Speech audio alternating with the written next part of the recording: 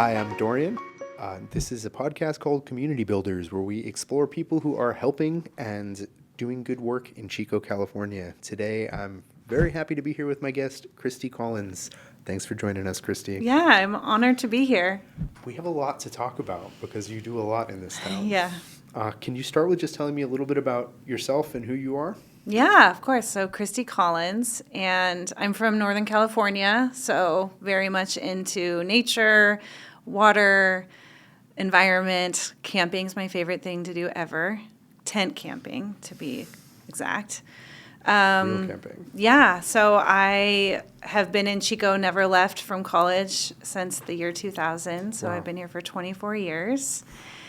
And I love this community because you get to ride your cruiser bike. The elevation is 100 feet. It's flat. And if you want to go into the mountains, it's 20 minutes up 32. So I feel really solid here, and I love being outside. I have two littles. I have a 6 and an 8-year-old, an amazing husband who's Wow. a local. So I'm here. Wow. So let's see, 24 years, year 2000. I was here from like 90 to 2003 and then Okay. left for 19 years. So you Wow, were basically welcome here home. in the exact window that I was gone. Yeah, a lot's happened. Yeah. I know. Tell me about it. Yeah. What is it you do in town, and what do you tell people is like your main thing? Well, I am involved. I have a lot of titles.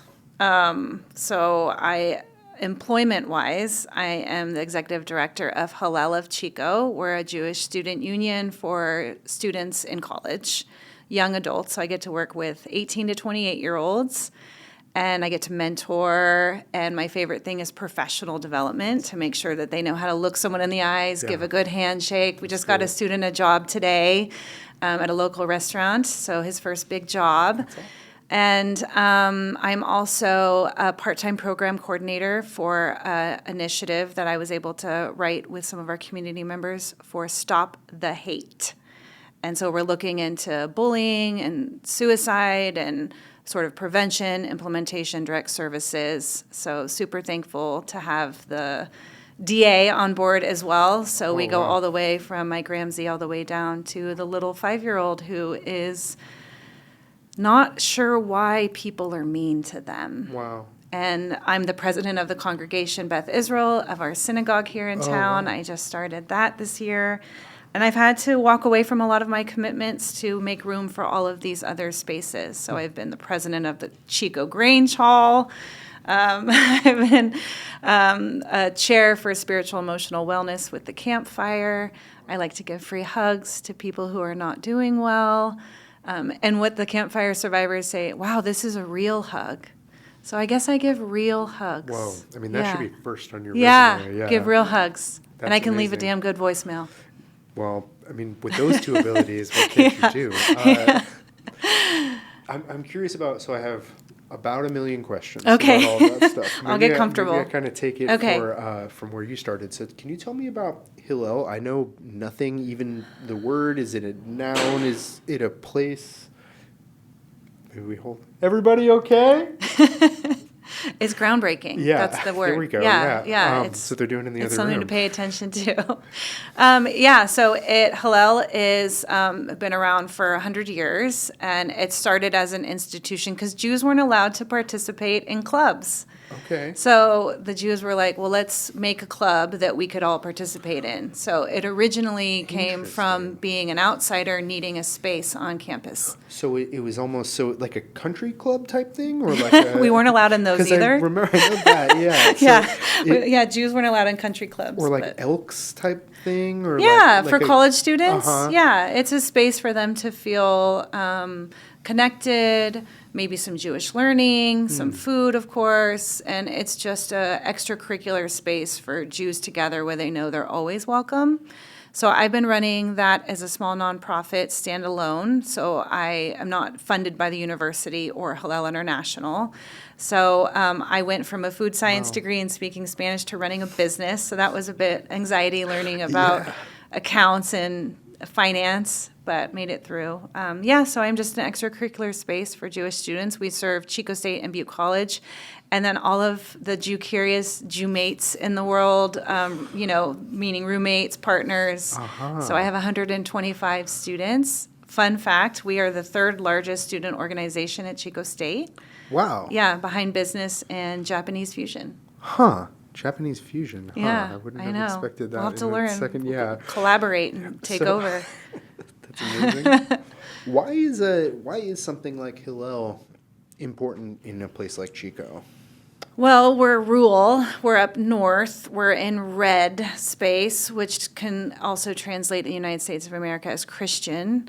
So it's a space that students immediately feel welcome and connected. And it can also be a barrier where people might think we're religious. And so it might keep people out. So our job is really in tune with my mission in life is to create FOMO for those students. So it's not like, oh, I missed it. It's like, I'm so upset I missed that event.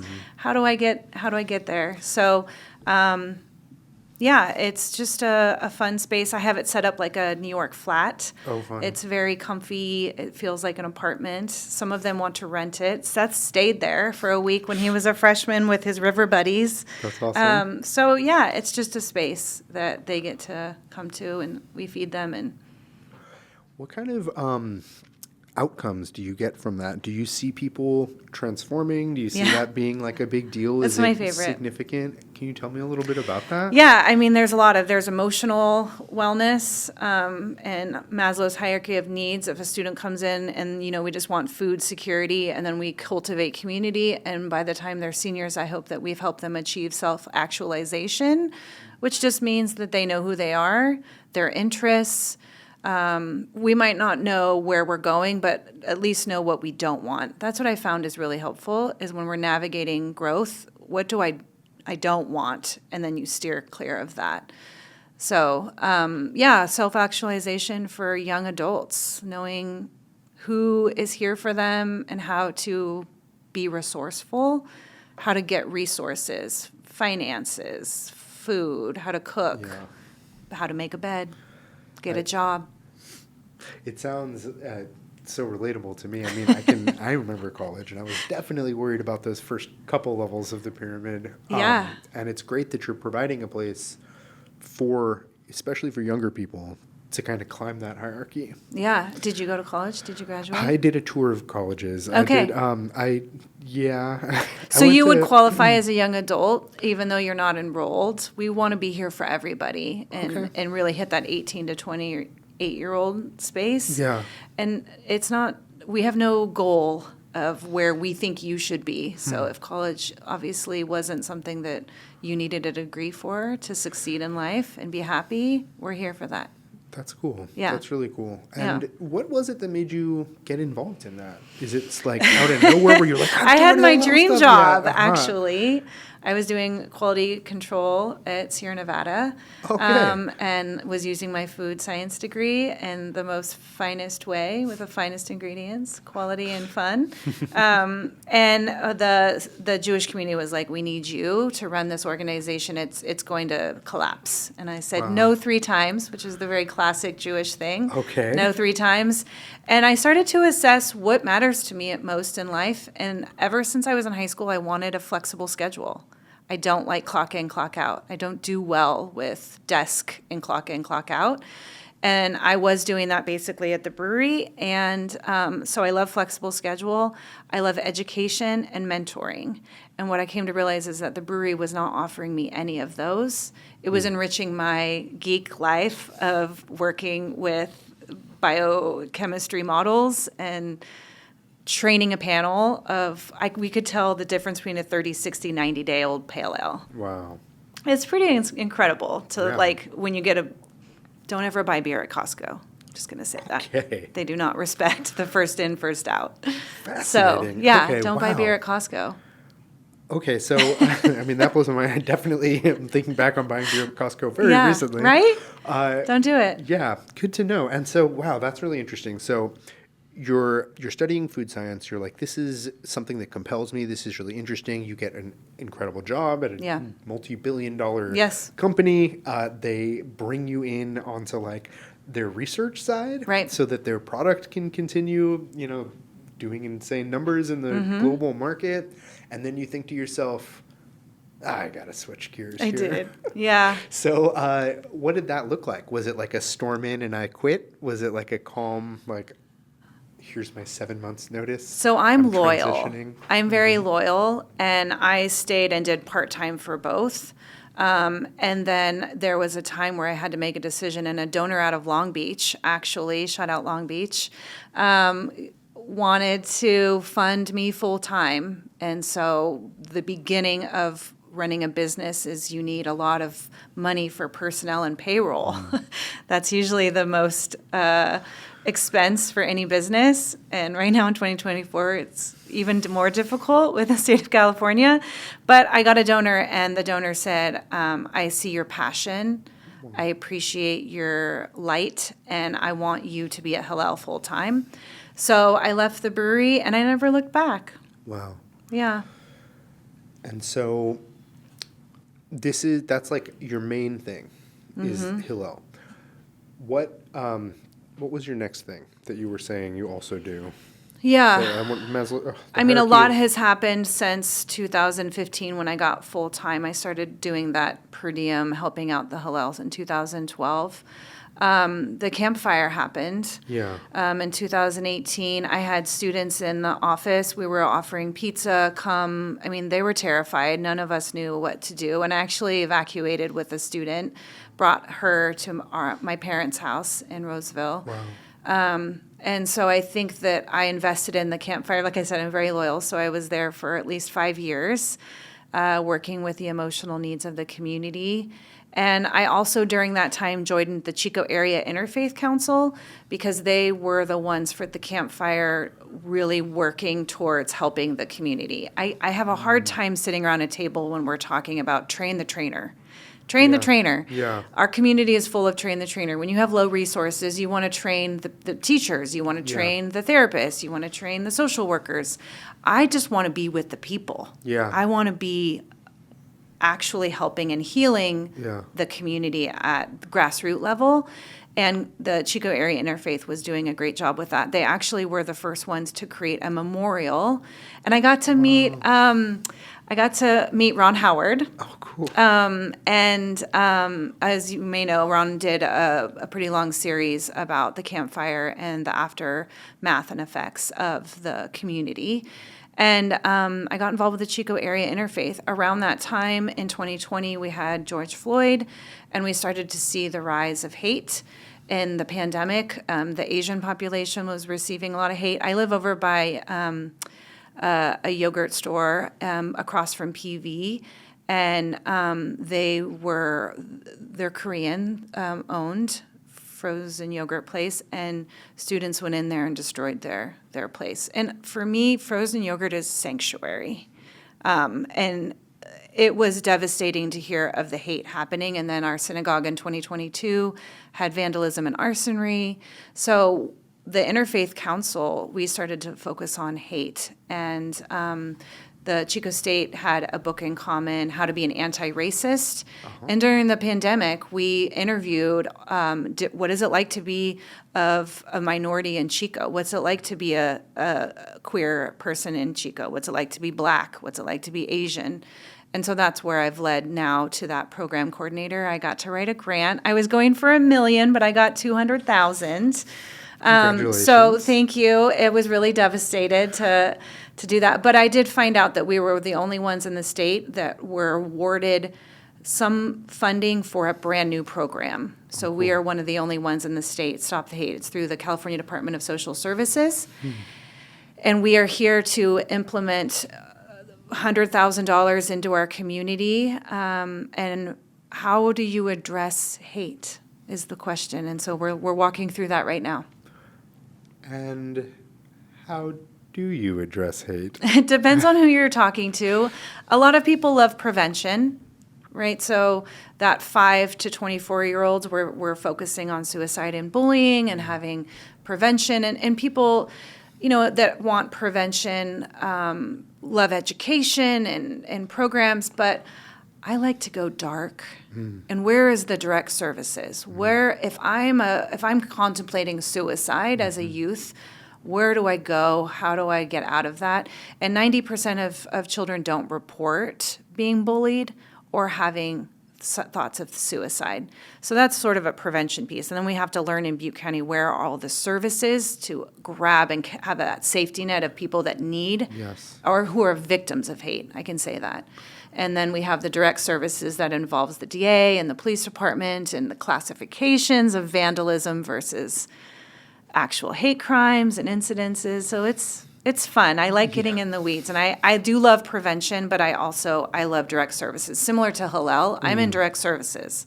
We're not talking about how to create Jewish families. We're talking about how to help a youth understand how to cook, how to be self-knowing and feeling confident.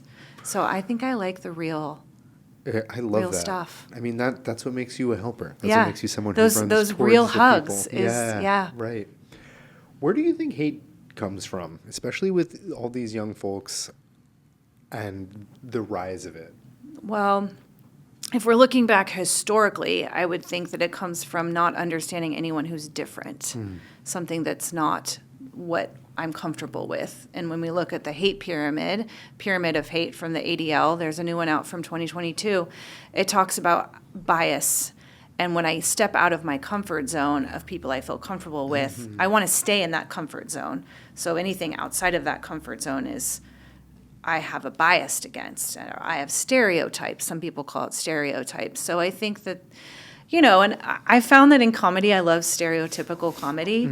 I like racist comedy because it's funny and it's relatable, but it can also be over the line. And so how do you meet that where it's like you can be silly, jovial with stereotypes, but then also not cross that line of where it turns to be hateful, spiteful, mean, isolating. Yeah, it's really interesting that you say that. I think that for me, that makes me think right away that one of the things I like about comedy that kind of toes those lines is that it's helping us as a society find the line of when it becomes hateful and when it becomes mean versus when it is just funny. Yeah. And I feel like that pendulum has been really swinging back and forth. And I think that I see a lot of people who are like, oh, comedy used to be something that was so much edgy. You couldn't do that today. And then I see a lot of other people on the exact opposite side of like, look at the stuff they're doing today. Yeah. This Always Sunny in Philadelphia episode would never have aired in the 90s. But it's totally fine now. And it is like this interesting way of processing hate to go through being able to laugh at things like that. And this generation as well is very sensitive. Yeah. I'm curious about that. So, working with young people, tell me more about that. Because what is making them sensitive and what are their behaviors or actions that are registering as sensitive? Well, to understand Gen Z, and I'm thankful to Hillel International because they care about our clients, which is the youth. And when you look at Gen Zs, they're born around 2000 to 2006.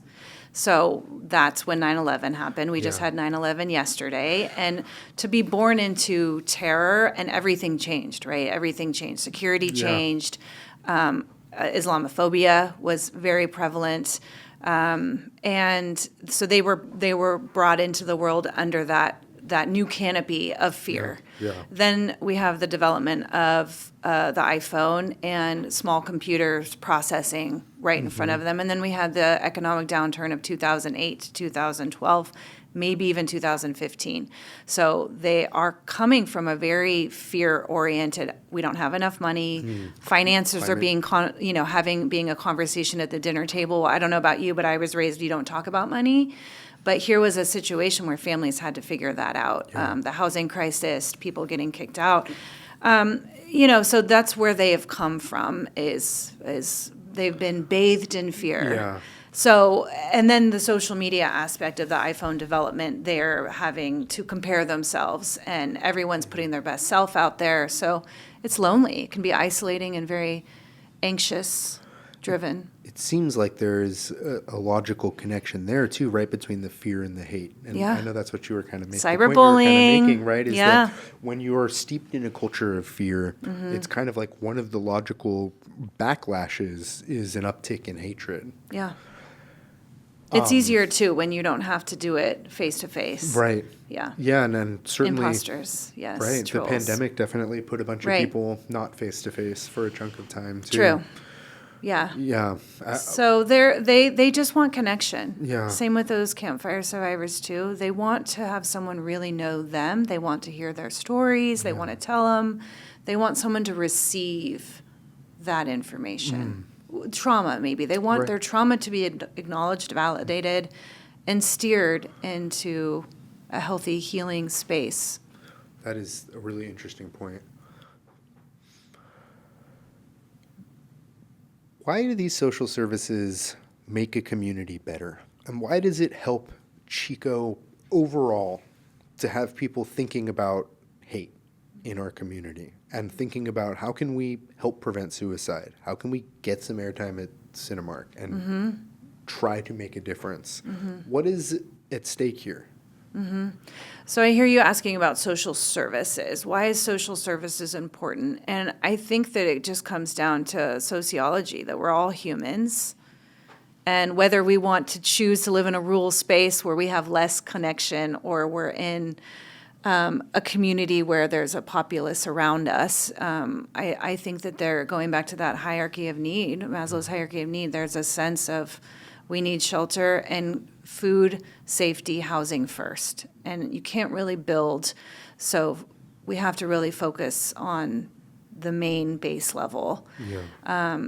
And then cultivating community is fun, it's enjoyable, it brings joy, it brings relationships. My meaning of life is a connection, just period.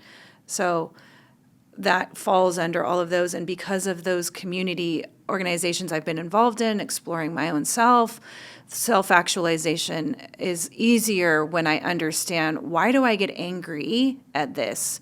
Why does this bother me? My dollar matters. Who and where do I want to spend my dollar? It just helps me make those choices along the way. And I think if social services are here to help that first foundation, if you don't have security, you can't move up. And so we need these social services to catch those who are seeking. And it only really helps people who are wanting to do the work or get the resources. There's a lot of people out there that have no interest, Yeah. or they're not available because they're dealing with mental health issues, where they're not even at the, where is mental health on the Maslow's hierarchy of needs? I would suggest that it's down below. You can't actually function if you can't navigate the way someone like myself who doesn't suffer from mental health. How do you navigate? I can do it a lot easier and I can do more. Don't compare yourself to me. I'm not going to compare myself to you, but let's see how we can help raise the bar for each human. What a wonderful answer. That was Okay. such a good answer. Oh my God. I totally agree that Yeah. mental health is like that bottom level of the hierarchy. Yeah.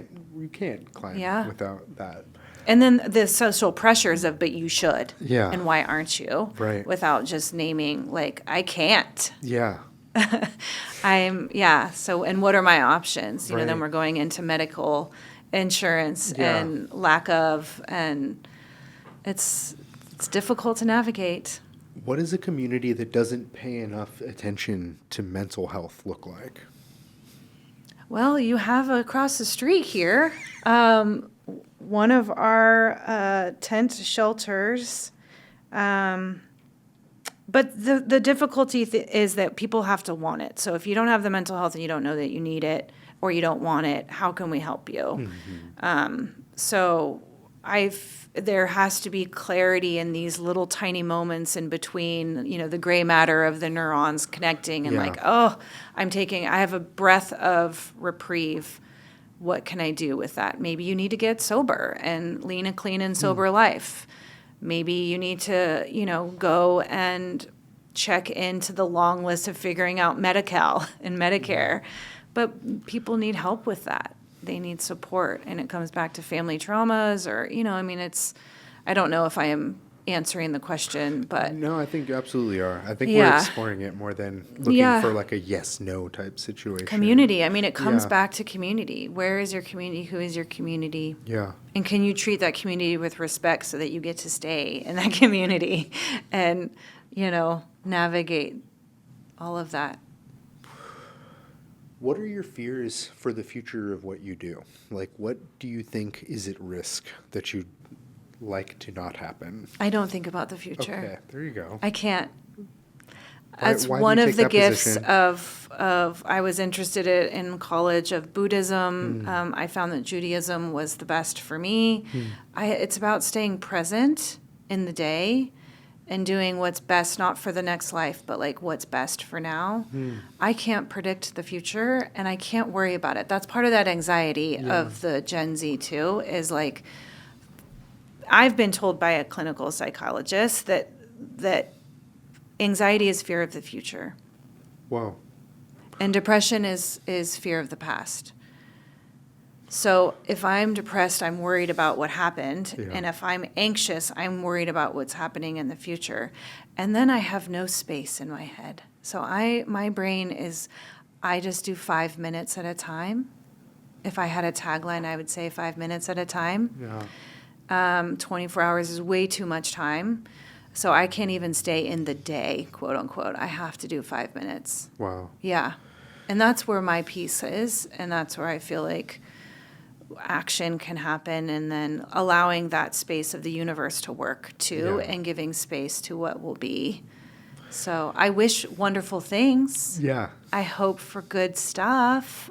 I hope for everyone to feel comfortable and comfy and swaddled, and whatever that means for them. As someone who spends a lot of time thinking about the future, that stresses me Sure, out. we can plan, I don't, No, I it's- can plan a year out travels. You can book but tickets you're- 6 months ahead. We're set up to not go too far. You're right, and it's different, right? Yeah. There is worrying about the future, and there's planning for the Yeah. future, and there's also predicting the future, and there's like forecasting Yeah, or whatever. or right? There's anticipating is kind of yeah, a negative space for That's me. a good one. Yeah, Anticipating yeah. might. If you're That's a really good one. anticipating something, Right. that could be a cue Yeah. to stop. Okay, so repeat that one more time. It was anxiety Fear of the fear of future. the future, and depression is fear of the past. Yeah, regretting the Or past, regret or of the being past. stuck in the past, or worrying about the past. Why did I say that? Why did I do Yeah. that? If I would have just done this, like, That's so interesting. That is Yeah. so interesting. you're welcome. That was from Dr. Clark right here Okay. in Butte County. Dr. Clark, we appreciate you. Yeah. We may need you as a future guest. What is something else that you've learned about hate that you can share with me that's interesting? Because that's I something, too, that is Have like... something so ready already. Okay. Did you know that the bullier needs just as much love as the one getting bullied? Always like... I Yeah. feel like I've always suspected that. Yeah. And it's always been, but Yeah. because it makes sense. But nobody acknowledges that at all, Yeah. right? They're just villainized. Like Yeah, that's, right. their identity Yeah. becomes bully. And it's like not like another hurt person lashing out. Yeah.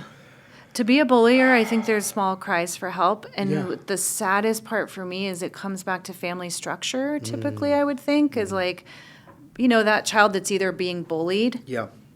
also might have family instability, as well as the bullied and bullier. There's probably instability, Yeah. whether it's mental instability, you're not getting those basic needs met. So I would say that for hate, like, we really have to zoom out Yeah. and be open to helping and healing. And I will say that how I am combating this is I'm capturing captive audiences in Cinemark during the biggest time of the year. So if you're a hater, you don't want to go to hear how to stop hate. You have no time for stop the hate. You're going to mock it. You're going to acknowledge it and say, good luck, and spew the negativity. But if you're seeing the movie that I need you to see, because you're a human and you're interested in, and I'm not even going to yet pronounce what's coming out and proclaim all the movies that are coming up, but there's some good ones. They're anticipating the next Barbenheimer. And you get to hear my message whether you like it or not, and I'm just going to find captive audiences. Another captive audience is Action News Now. Our organizations chose to do North State Stands United Against Hate, because I don't want someone in Siskiyou County to tune off and tune out if they hear Chico. Right. I'm not limiting, and I'm using the region of Action News Now because that's also a captive audience. And when you run these, what kind of material are you using? So the messaging is speaking to adults, and the message is that these young people need to be heard, and they're crying out for love, and you have a role by asking, how are you doing? And you ask more questions, deeper questions. We're going to show signs for parents if your child's getting bullied, if they have ripped clothes, if their grades decline rapidly. So our messaging is directed to our resources, not in our town and not in our schools. It's actually from the 1980s in Oakland, if you remember what was happening in the 90s, to our Black community across the state in Oakland and LA. I think all of us are done with candlelight vigils. Sure, they're great. They deserve respect and holding space. But is that the prevention in education and movement? Is that going to create deep change? And so I think speaking to the parents to help, and adults, you have a responsibility. I have a responsibility. A 24-year-old might have a responsibility that we're having to ask these questions. The one thing I found really interesting was a message to parents. If your child's being bullied, the tip number 5 is not to go to the other parent and call them and interact with the other parent, the bullier parent and the bullied parent. They're not meant to interact. Interesting. Which is a first response as a mother. Right. Luckily, my kids are young enough and my children are up standards. We can go back to the definition in a minute, but they... first, usually when I see high school parents, it's like, I'm going to contact the mom. Well, I'm going to contact the dad. They need to know. We need to figure this out. We need to work this out. Actually, it makes the situation worse and creates What is the right move? getting to know your child or your young person in your life or the child that looks like they're suffering on the curb. Just, when you feel safe, when it feels safe to approach, making sure you're asking these human questions. How are you? What's going on? Yeah. Do you want to know my leading question of how to ask someone? Yeah. How's your sleep? Are you sleeping well? You're sleeping well because nobody who... If you have mental health, Yeah. you're not going to be sleeping well. If you have an unsafe environment, you're not going to have a nice place to sleep. So that's usually, we call that like an emotional interview question. Oh, and I it's love safe that. because I have no licensing. yeah. So it's a wellness support space that I can enter. How's your sleep? Yeah, I mean, that's Lorian? working its way into every interview I do from now on. How's your sleep? Yeah, how's your sleep? It's not good, but it has also never been good for my entire life. So And I so don't do know. you think you have insomnia? Are you Yep. staying up late? Those No. are those leading questions. And then I get to hand it off to a clinical That's licensed great. professional. I absolutely love that. Yeah. It's leading, but it's also like, it's just enough of like, choose how you want to answer this Yeah. and give me as much information Yeah. as you want.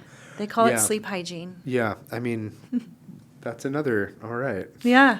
for me. Yeah. Well, now I have a term for what I'm doing when I'm awake, having Yeah. anxiety about the future, future. or fear of the past. Yeah. Just tell yourself Good to to calm know. down. Yeah, exactly. Distract Is yourself is with the what I do? shadows on the wall Uh-huh, or Okay. yeah. Yeah. Try to get present. Okay, that's really good. Or just advice. read a book because Yeah. I mean that makes everyone I tired. do but a lot of like audiobooks. Yeah, and Yeah. I like chronically I'm really early to bed, but then I'm Yeah. like awake throughout the night or Yeah. awake very early in the morning. yeah. I tell my brain it's time for sleep. Yeah, Because I'm an that's good. agenda-oriented person. Your So I'm brain like, just we listens to just, you? yeah. Yeah, with Very coaxing jealous of, that. yeah. What kind of reactions do you get from people when you say things like, we need to have empathy for the bully? I think most people can understand it. Yeah. I think that deep down, like you were saying, you had an inclination that what about this other child? I mean, look at the movies and the vilification from Hollywood. You know, everyone, Biff, he probably could have used some love. You know, he's the first bully that I was acknowledging when I was in the 80s. Right. You know, Biff was probably the first character that was like, what is wrong with that person? And I want to shame him and put him in his place.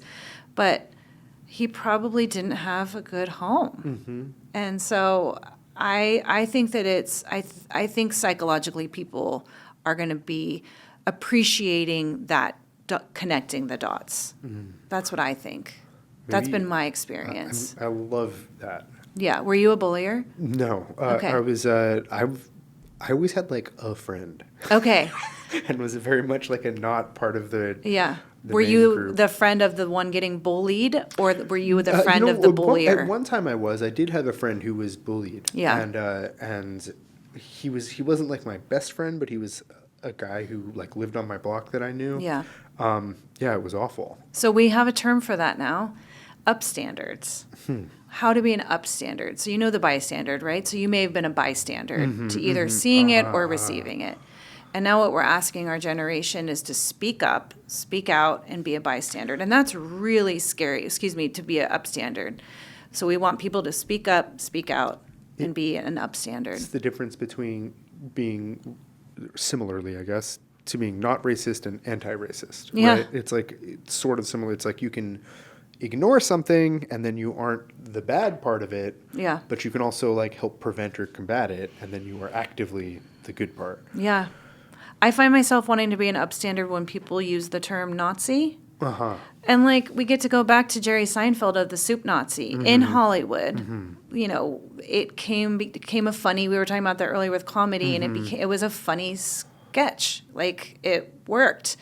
And when people are acknowledging, oh well, this is a parking lot Nazi, or I'm a book Nazi, or, and I'm like, I've had to approach people in uncomfortable ways. And I said, can you potentially consider thinking of another word that you might use? Because you're perpetuating a word that is unhealthy and maybe triggering to certain populations, right? So you can't say, you gypped me.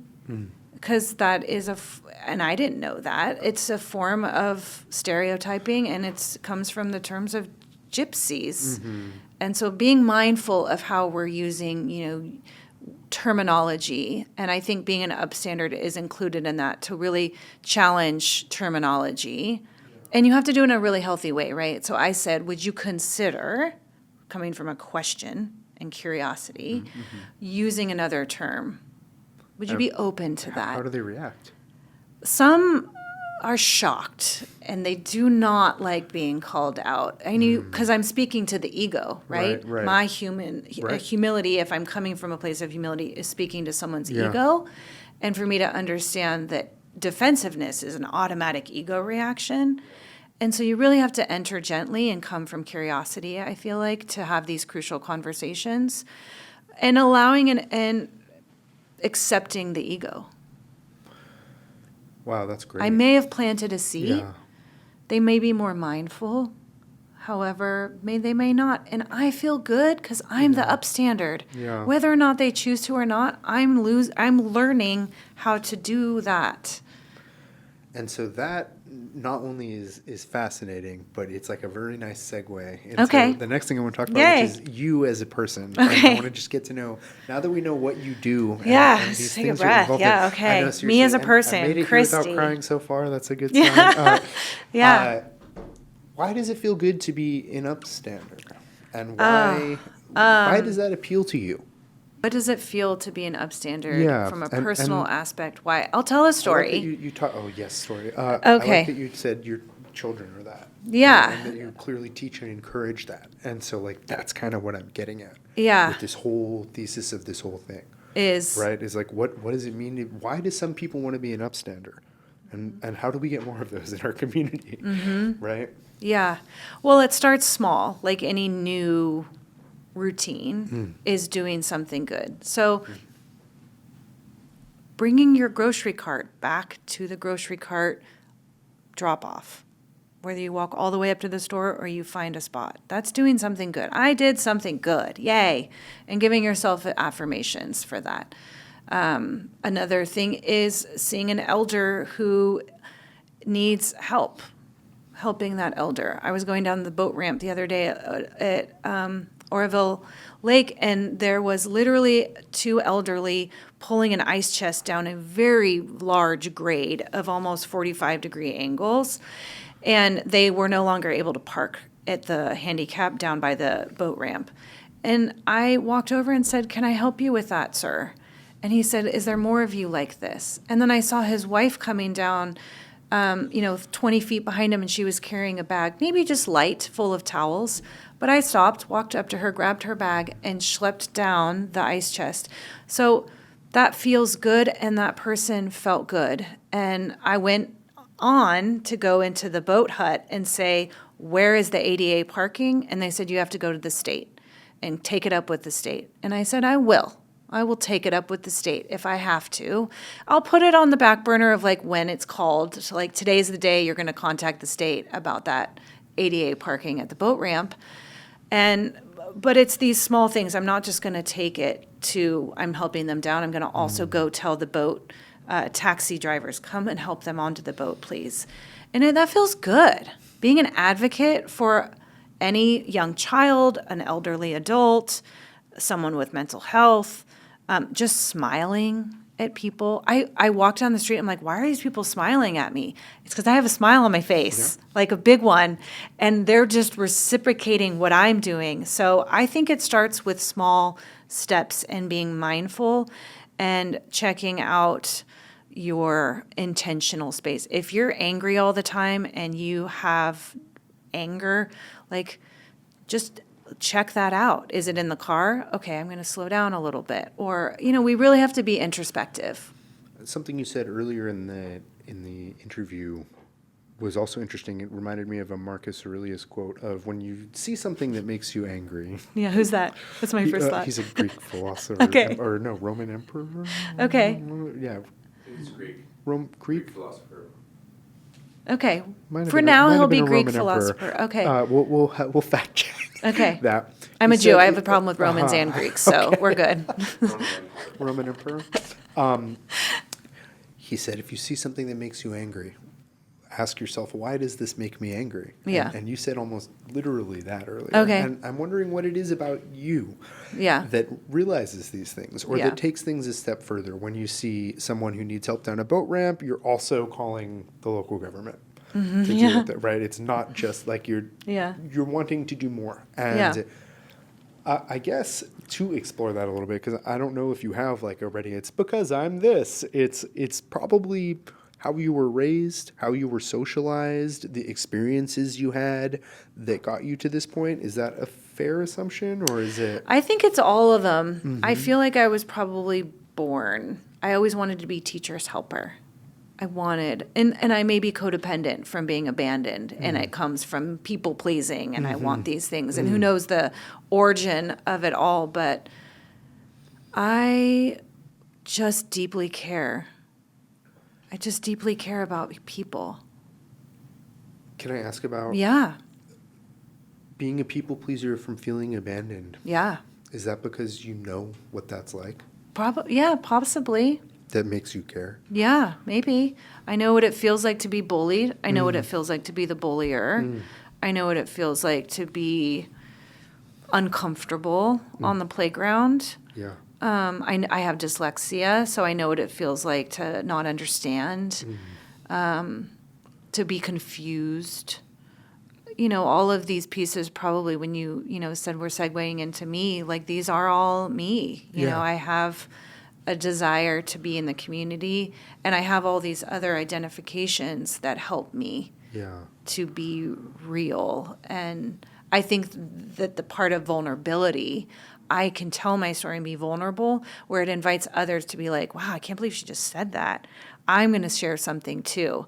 It's almost like talk show hosts where I just talk to people and they're starting to like divulge all these things. And then I'm like, wow, I get it. And then it's, an hour or two and they're like, I had no idea that we're going to go that way. And I'm like, well, it's because I care. And we talked about Terry Gross. How is Terry Gross so good? It's because she cares about the content. That's right. Yeah. Do you think that in working with people who have been bullied or are bullies, do you think that the bullies lack some sort of context to understand what it feels like? Or do you think it's exactly the opposite, or is it both? Do you think it's I think they're at Maslow's hierarchy of needs, and they need to be asked, how's it going at home? Yeah. And so someone else who was in your position, is there a world where you would have become a bully instead of a helper? I was a bully. Can you tell me about that? Yeah, I got bullied, and then I became the bullier as I moved up into grades. So I was heavily bullied in 7th grade, and by 8th grade, those bullies were gone, and I bullied. And do you I think scared people. that's like a common path, that people who are made to suffer through that stuff then are looking for someone else to turn it on? It's a sense of power for me. It was a sense of power. I used to, when I identified it in, maybe when I was 32 years old, I called it dark power. And that power is coming from a control standpoint or from fear. But my thought was, if I scare you enough, you'll stop doing what I don't want you to do. You'll be safe. And then I'll be better. Yeah. So like with children, right? My 2 children, if I frighten them, they're going to know, don't do this. This upsets mom. So we're just going to stop doing that. That's not how it works. Yeah. And I have not seen that as being a positive solution to getting what I need to feel comfortable. So I've taken a lot of parenting classes, and there's a lot of resources, and Instagram will grab you. There's a lot of avenues to work this out. And what I think is best is just talking to my child. Just because we're running sort of shorter on time, what is your advice to someone who maybe was in your situation? And what is your advice to someone who maybe has gone through your same path and they've been bullied and then they were the bully? What was it that turned you into someone who's contributing so much now? I think that I was originally doing all the things in the community to validate myself, to get others to validate me. And when I got overwhelmed, I realized that I needed to help validate myself, my own self. So I think learning how to validate, and that means by doing some mirror work, checking in with myself. My internal did not match my external, and so how to balance that. I looked for self-help books, but I think the takeaway for me is just start doing positive little things, and you'll start feeling good, and then that'll expand. So keep looking for ways to do the good things when no one's watching. Don't do it for validation. Be good for yourself without needing the validation from society. I think that is so astute. I think it's so accurate. I think it just makes sense that you must achieve some sort of self-actualization. You have to have your wants and your needs covered before you can ask, what does the world around me need? Yeah. And to me, you seem like someone who is really doing that. Yeah. Thank you for being in our community. Yeah, thank you for Thanks having doing me. that. If you had a captive audience, let's say, and you were to say, everyone read this book, what would it be? Well, I'm going to go with another population that I have not spoken about. I have 7 priority populations in our Stop the Hate grant, and I'm going to check in on the veterans. In 2024, we just had the book released, The Women, and it highlights women in Vietnam, and it's a historical fiction that really highlights Vietnam.